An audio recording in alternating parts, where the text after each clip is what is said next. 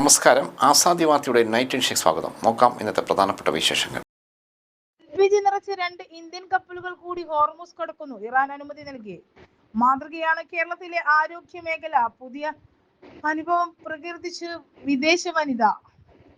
BJP ചിഹ്നം പതിച്ച തെരഞ്ഞെടുപ്പ് കമ്മീഷന്റെ കത്ത്.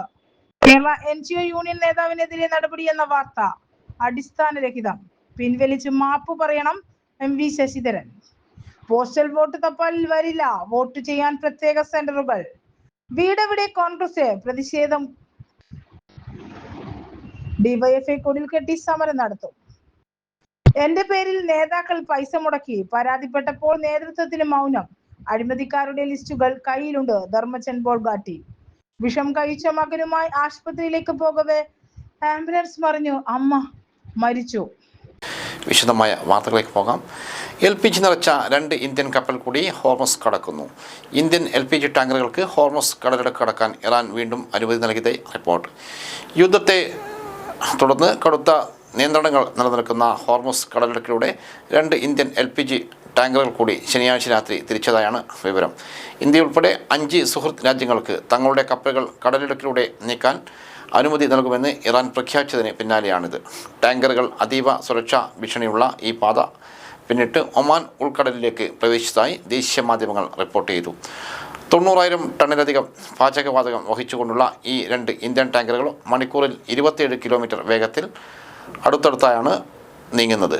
ക്രൂഡ് ഓയിൽ വഹിക്കുന്ന മറ്റ് 5 ഇന്ത്യൻ ടാങ്കറുകൾ കൂടി UAEക്ക് സമീപമുള്ള കടൽ പ്രദേശത്തെ ഹോർമസ് കടലിടുക്ക് കടക്കാനുള്ള അനുമതിക്കായി കാത്തു നിൽക്കുന്നുണ്ട്. നിലവിൽ 20 ഇന്ത്യൻ കപ്പലുകളാണ് ഗൾഫ് മേഖലയിൽ കുടുങ്ങി കിടക്കുന്നത്. ഇതിനു പുറമെ മേഖലയിൽ കുടുങ്ങിയ മറ്റ് ഇന്ത്യൻ കപ്പലുകളിലേക്ക് LPG നിറയ്ക്കുന്ന നടപടികളും പുരോഗമിക്കുന്നതായി റോയിട്ടേഴ്സ് റിപ്പോർട്ട് ചെയ്യുന്നു. China, Russia, India, Iraq, Pakistan എന്നീ 5 സുഹൃത്ത് രാഷ്ട്രങ്ങളുടെ ടാങ്കറുകൾക്ക് സുരക്ഷിതമായി പാത ഒരുക്കുമെന്ന് ഇറാനിയൻ വിദേശകാര്യമന്ത്രി അബ്ബാസ് അരഗാമി അറിയിച്ചിരുന്നു. അതേസമയം ഇറാൻ്റെ ശത്രു രാജ്യങ്ങളുമായി ബന്ധമുള്ള കപ്പലുകൾക്ക് ഉപരോധം തുടരുമെന്നും അദ്ദേഹം മുന്നറിയിപ്പ് നൽകി. മാതൃകയാണ് കേരളത്തിലെ ആരോഗ്യമേഖല. പുതിയ അനുഭവം പ്രകീർത്തിച്ച് വിദേശ വനിത. കേരളത്തിലെ ആരോഗ്യ മേഖലയെ പ്രശംസിച്ച് വിദേശ വനിത 25-കാരിയായ ഉനൈസ് ഫാരിയ എന്ന വിദേശ വനിതയാണ് കേരളത്തെ പ്രകീർത്തിച്ച് രംഗത്ത് വന്നത്. കൊല്ലം ജില്ലയിലെ മണ്ടോം തുരുത്തിലെ മെഡിക്കൽ സ്റ്റോറിൽ നിന്നും മരുന്ന് വാങ്ങിയപ്പോൾ തുച്ഛമായ തുകയാണ് നൽകേണ്ടി വന്നതെന്ന് അനുഭവം ഉനൈസ് തൻ്റെ സോഷ്യൽ മീഡിയ ഹാൻഡിലുകളിലൂടെയാണ് വിളിച്ചു പറഞ്ഞത്. മരുന്നുകൾക്കും മറ്റുമായി വലിയൊരു തുകയാണ് മനസ്സിൽ കണ്ടിരുന്നതെന്നും എന്നാൽ വെറും 2 യൂറോ ആണ് ഏകദേശം 252 രൂപ ആയതെന്നും ഉനൈസ് പറയുന്നു. ജോലി ഉപേക്ഷിച്ച ലോകം ചുറ്റാനിറങ്ങിയ ഇനൈസ് കേരളത്തിലെ ആരോഗ്യ മേഖലയിലെ ചെലവ് കുറഞ്ഞ സേവനങ്ങളെ പ്രത്യേകം അഭിനന്ദിക്കുന്നുണ്ട്. മാതൃകാപരമാണെന്നും ഇനൈസ് കൂട്ടിച്ചേർത്തു. മണ്ടോതുരത്തിൽ എത്തിയപ്പോഴാണ് ഇനൈസിന് കനത്ത ചുമ പിടിപെട്ടത്. തുടർന്നാണ് അടുത്തുള്ള ഫാർമസിയിൽ മരുന്ന് വാങ്ങാൻ എത്തിയത്. ചുമയ്ക്കുള്ള 1 കുപ്പി സിറപ്പും തൊണ്ട വേദനയ്ക്കുള്ള 3 പാക്കറ്റ് ഗുളികകളുമാണ് ഫാർമസിസ്റ്റ് ഇനൈസിന് നൽകിയത്. ഈ മരുന്നുകൾക്ക് 252 രൂപ ബില്ല് കൊടുത്തപ്പോഴാണ് അതിശയിച്ചു പോയതെന്ന് ഇനൈസ് വീഡിയോയിൽ പറയുന്നു. വിലക്കുറവ് കണ്ട് തനിക്ക് കേരളത്തിൽ സ്ഥിരതാമസമാക്കിയാലോ എന്ന ചിന്തയുണ്ടെന്നും ഇനൈസ് തമാശ രൂപേണ പറയുന്നു. സർക്കാർ ആശുപത്രിയിൽ പോയിരുന്നെങ്കിൽ ഈ വാങ്ങിച്ച മരുന്നുകളൊക്കെ സൗജന്യ ലഭിക്കുമായിരുന്നു എന്ന് വീഡിയോ കണ്ട പലരും അഭിപ്രായം രേഖപ്പെടുത്തി. BJP ചിഹ്നം പതിച്ച തെരഞ്ഞെടുപ്പ് കമ്മീഷൻ്റെ കത്ത്. കേരള NGO യൂണിയൻ നേതാവിനെതിരെ നടപടിയെന്ന വാർത്ത അടിസ്ഥാനരഹിതം. പിൻവലിച്ച് മാപ്പ് പറയണം MV ശശിധരൻ. തെരഞ്ഞെടുപ്പ് കമ്മീഷൻ രാഷ്ട്രീയ പാർട്ടികൾക്ക് അയച്ച ഔദ്യോഗിക കത്തിൽ BJPയുടെ ചിഹ്നം പതിച്ച സീൽ പതിഞ്ഞതുമായി ബന്ധപ്പെട്ട് കേരള NGO യൂണിയൻ നേതാവിനെതിരെ നടപടി എന്ന വാർത്ത അടിസ്ഥാനരഹിതമെന്ന് Kerala NGO union general secretary MV Sasidharan തെരഞ്ഞെടുപ്പ് കമ്മീഷൻ്റെ ഓഫീസിൽ NGO യൂണിയനുമായി ബന്ധപ്പെട്ട അംഗത്വമുള്ള ഒരു ജീവനക്കാരനും ജോലി ചെയ്യുന്നില്ല എന്നിരിക്കെ ഇങ്ങനെ ഒരു വാർത്ത നൽകുന്നത് തികച്ചും നുണ പ്രചരണമാണ്. അത് അടിയന്തരമായി ബന്ധപ്പെട്ടവർ പിൻവലിച്ച് ക്ഷമാപണം നടത്തിയില്ലെങ്കിൽ നിയമ നടപടികളുമായി മുൻപോട്ട് പോകുമെന്ന് അദ്ദേഹം കൂട്ടിച്ചേർത്തു. 2019 തിരഞ്ഞെടുപ്പ് ചട്ടങ്ങൾ വിശദീകരിച്ചുകൊണ്ട് ഈ മാസം 22 ഉച്ചയോടെ രാഷ്ട്രീയ പാർട്ടികൾക്ക് അയച്ച ഇമെയിൽ സന്ദേശത്തിലാണ് BJP ചിഹ്നം പ്രത്യക്ഷപ്പെട്ടത്. തെരഞ്ഞെടുപ്പ് കമ്മീഷൻ്റെ ഔദ്യോഗിക മുദ്രയ്ക്ക് പകരമായി BJP കേരള ഘടകത്തിൻ്റെ സീൽ പതിപ്പിച്ച കത്ത് വലിയ വിവാദത്തിലേക്ക് വഴിവെച്ചിരുന്നു. കത്തിൽ BJP കേരള സ്റ്റേറ്റ് കമ്മിറ്റിയുടെ സീൽ പതിഞ്ഞത് സാങ്കേതിക പിഴവാണെന്നും കത്തിൽ BJP സീൽ ഉള്ളത് ശ്രദ്ധിച്ചില്ലെന്നുമായിരുന്നു കമ്മീഷൻ്റെ വാദം. പിന്നാലെയാണ് സീൽ പതിച്ചതുമായി ബന്ധപ്പെട്ട് കേരള NGO യൂണിയൻ നേതാവിനെതിരെ നടപടി എന്ന തലത്തിൽ വ്യാപകമായ നുണ പ്രചരണം നടത്തുന്നത്. കോൺഗ്രസ് വിമത പൊതി തെരുവിലേക്ക്. തളിപ്പറമ്പിൽ ഗാന്ധി സ്തൂപത്തിൽ പുഷ്പാർച്ചന നടത്താനെത്തിയ കൊയ്യം ജനാർദ്ദനെ തടഞ്ഞു.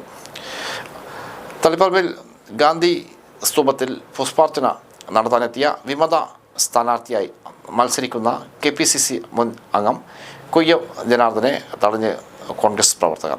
ഇതോടെ സ്ഥലത്ത് സംഘർഷ അവസ്ഥയുണ്ടായി. പാർട്ടി ഔദ്യോഗികമായി പിന്തുണയ്ക്കുന്ന TK ഗോവിന്ദനെതിരെ വിമതനായി മത്സരിക്കാൻ തീരുമാനിച്ചതോടെ കൊയ്യം ജനാർദ്ദനെ കോൺഗ്രസിൽ നിന്നും പുറത്താക്കിയിരുന്നു.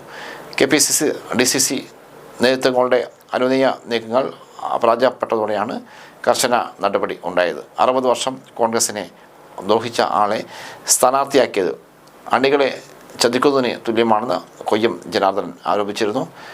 തന്നെ പുറത്താക്കിയതിൽ സന്തോഷമേയുള്ളൂ എന്നുമായിരുന്നു അദ്ദേഹത്തിൻ്റെ പ്രതികരണം. തളിപ്പറമ്പിൽ കൈപ്പത്തി ചിഹ്നത്തിൽ കോൺഗ്രസ് സ്ഥാനാർത്ഥി വേണമെന്ന ആവശ്യം അവഗണിച്ചാണ് പ്രതിഷേധത്തിന് കാരണമെന്നും അദ്ദേഹം കൂട്ടിച്ചേർത്തു. വയനാട് മുണ്ടക്കൈ ചൂരൽമല അതിജീവർക്കായി വീട് വെച്ച് നൽകാൻ എന്ന പേരിൽ KPCC പിരിച്ച കോടിക്കണക്കിന് രൂപ എവിടെ പോയെന്ന് വ്യക്തമാക്കണമെന്ന് DYFI സംസ്ഥാന പ്രസിഡന്റ് V വസീഫ് ആവശ്യപ്പെട്ടു. ഫണ്ട് സമാഹരിച്ച് 1.5 വർഷം പിന്നിട്ടിട്ടും തുകയെക്കുറിച്ചോ അതെന്തിനുപയോഗിച്ചുവെന്നോ യാതൊരു വിവരവുമില്ല.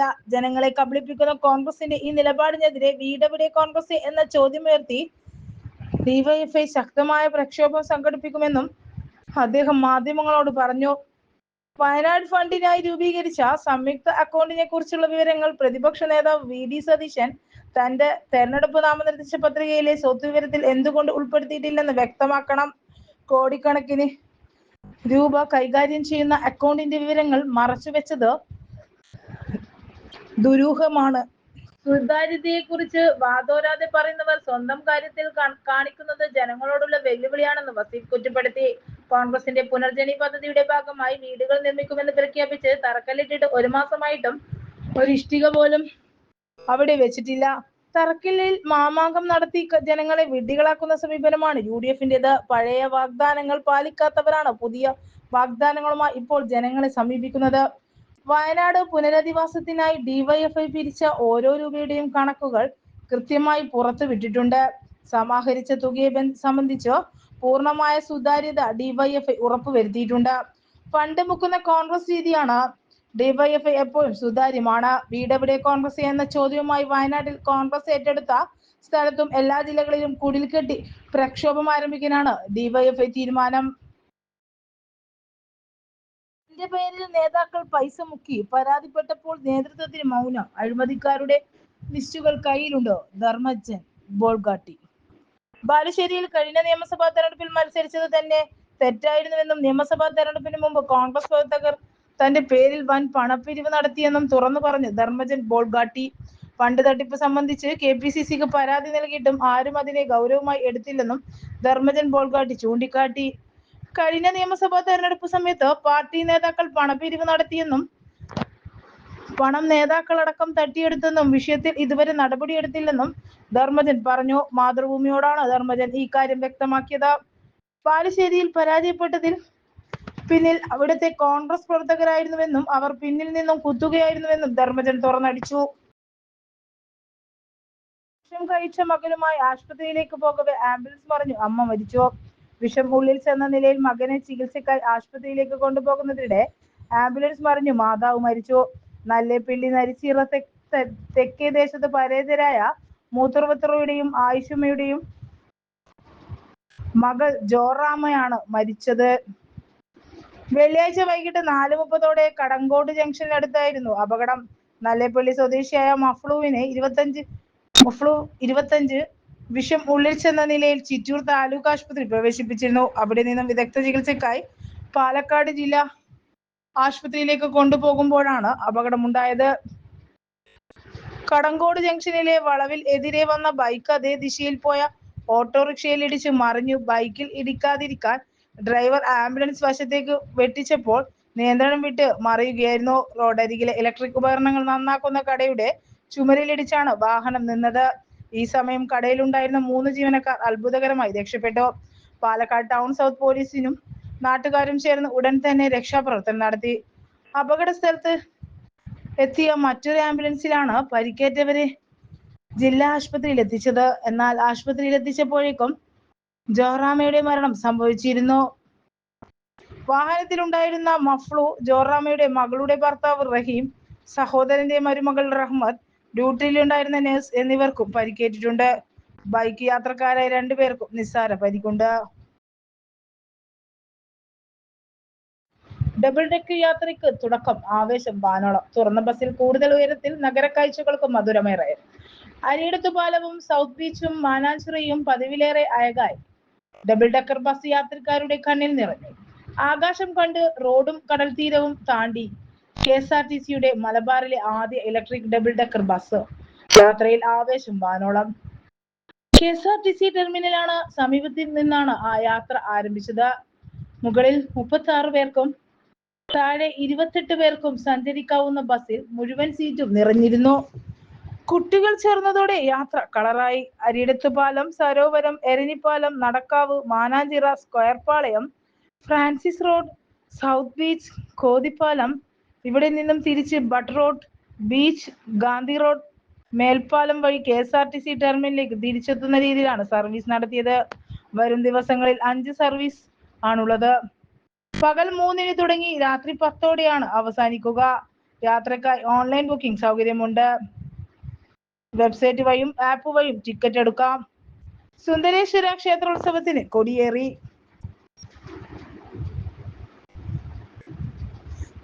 തളാപ്പ് സുന്ദരേശ്വര ക്ഷേത്രത്തിന് കൊടിയേറി. വെള്ളിയാഴ്ച വൈകിട്ട് BL തങ്കപ്പൻ തന്ത്രി പറവൂരിന്റെ കർമ്മകത്വത്തിലായിരുന്നു ചടങ്ങുകൾ.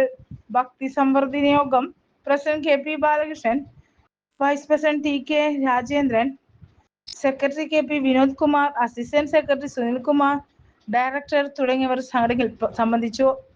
കൊടിയേറ്റ ചടങ്ങിന് ശേഷം ഭജന കലാപരിപാടികൾ, ലൈവ് ഷോ, ആചാര വെടിക്കെട്ട്, ഉത്സവം എന്നിവ നടന്നു. ഇന്നു മുതൽ ഏപ്രിൽ 2 വരെ എല്ലാ ദിവസവും രാവിലെ 7:30-ന് ഭജന, രാവിലെ 8:30-ന് വൈകിട്ട് 5-നും ശീവേലി എഴുന്നള്ളത്ത്, രാത്രി 7:30-ന് ആധ്യാത്മിക പ്രഭാഷണം, 11:30-ന് ഉത്സവം എന്നിവയുണ്ടാകും. വെടിക്കെട്ടും വിവിധ കലാപരിപാടികളും അരങ്ങേറും. ഏപ്രിൽ 3-ന് സമാപിക്കും. ക്ഷേത്ര ഭരണസമിതിയായ ഭക്തി സംവർദ്ധന യോഗത്തിന്റെ നേതൃത്വത്തിലാണ് ആഘോഷ പരിപാടികൾ. തപ്പാൽ വരില്ല, വോട്ട് ചെയ്യാൻ പ്രത്യേക സെന്ററുകൾ. നിയമസഭാ തെരഞ്ഞെടുപ്പിൽ പോസ്റ്റൽ വോട്ടിംഗ് 2 തരം ക്രമീകരണം. പോളിംഗ് ചുമതലയുള്ള ജീവനക്കാർക്ക് അവർ ജോലി ചെയ്യുന്ന നിയോജക മണ്ഡലങ്ങളിൽ പോസ്റ്റൽ വോട്ട് ചെയ്യാൻ വോട്ടർ ഫെസിലിറ്റേഷൻ സെന്ററുകൾ സജ്ജമാക്കും. അവശ്യ സേവന വിഭാഗത്തിൽപ്പെട്ടവർക്ക് സ്വന്തം നിയോജക മണ്ഡലങ്ങളിൽ ചെന്ന് വോട്ട് ചെയ്യാൻ പോസ്റ്റൽ വോട്ടിംഗ് സെന്ററുകൾ PVC ഒരുക്കുന്നത്. വോട്ട് ചെയ്ത് തപാലിൽ അയക്കുന്ന രീതി ഇത്തവണ ഇല്ല. വോട്ടർ ഫെസിലിറ്റേഷൻ സെന്ററുകൾ പോളിംഗ് ചുമതലയുള്ള ജീവനക്കാർക്ക് പോസ്റ്റൽ വോട്ടിന് ഫോം 12 ഏപ്രിൽ 2 വരെ അപേക്ഷിക്കാം. വോട്ട് ചെയ്യുന്നതിനുള്ള ഫെസിലിറ്റേഷൻ സെൻറ്റർ ഇലക്ഷൻ ഡ്യൂട്ടിയുള്ള നിയമസഭാ മണ്ഡലത്തിലായിരിക്കും. അവിടെ തന്നെ ആയിരിക്കും 2ാം ഘട്ട പരിശീലന കേന്ദ്രവും. 31 മുതൽ ഏപ്രിൽ 8 വരെ വോട്ട് ചെയ്യാം. എല്ലാ നിയോജക മണ്ഡലങ്ങളിലും സെൻറ്ററും ഉണ്ടാകും. ബാലറ്റിലായിരിക്കും വോട്ട് രേഖപ്പെടുത്തേണ്ടത്. പോളിംഗ് ബൂത്തിലുണ്ടാകുന്ന എല്ലാ ക്രമീകരണങ്ങളും ഈ സെൻറ്ററുകളിലും ഉണ്ടാകും.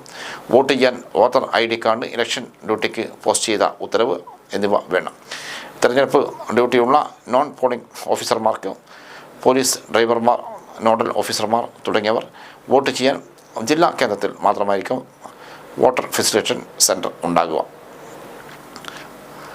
പോസ്റ്റൽ വോട്ടിംഗ് സെൻറ്ററുകൾ അവശ്യ സേവന വിഭാഗത്തിൽപ്പെട്ടവർക്ക് ആൻറ്റി വോട്ടേഴ്സ് എസൻഷ്യൽ സർവീസ് വോട്ടവകാശമുള്ള നിയോജക മണ്ഡലങ്ങളിൽ തന്നെ ഒരു പോസ്റ്റൽ വോട്ടിംഗ് സെൻറ്റർ ഒരുക്കും. 31 മുതൽ ഏപ്രിൽ 6 വരെ അവിടെ ചെന്ന് വോട്ട് ചെയ്യാം. ബാലറ്റ് സ്ട്രോങ് റൂമിൽ സൂക്ഷിക്കും. പോലീസ്, എക്സൈസ്, അഗ്നിരക്ഷാ സേന, railway, KSRTC, BSNL, KSEB, postal department തുടങ്ങി 14 വിഭാഗങ്ങളുടെ ജീവനക്കാരാണ് അവശ്യ സേവന വിഭാഗത്തിൽ ഉൾപ്പെടുന്നത്. ഇതോടെ ഇന്നത്തെ ആസാദി വാർത്തകൾ സമാപിക്കുന്നു. വീണ്ടും നാളെ കാണാം. നന്ദി, നമസ്കാരം.